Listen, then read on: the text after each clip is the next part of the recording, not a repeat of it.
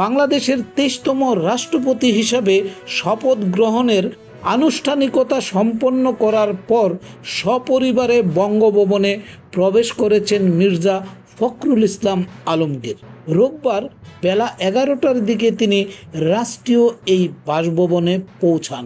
এর মধ্যে দিয়ে রাষ্ট্রের সর্বোচ্চ সাংবিধানিক পদে তার নিয়মিত দাপ্তরিক কার্যক্রম আনুষ্ঠানিকভাবে শুরু হলো।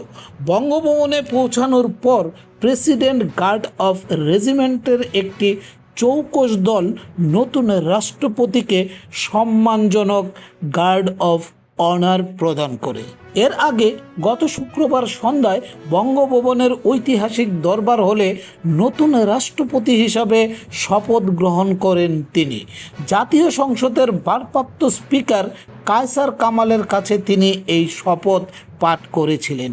দীর্ঘ এক যুগেরও বেশি সময় পর আনুষ্ঠানিক এই প্রতিদ্বন্দ্বিতাপূর্ণ নির্বাচনে তিনি জয়ী হয়েছিলেন।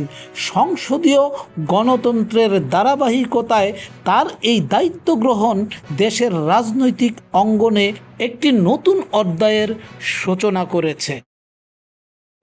প্রিয় দর্শক, বাংলাদেশের রাজনীতির এমন নতুন নতুন তথ্য পেতে আমাদের চ্যানেলটির সাথেই থাকুন। Sayeed Ranju, Spotlight News 24।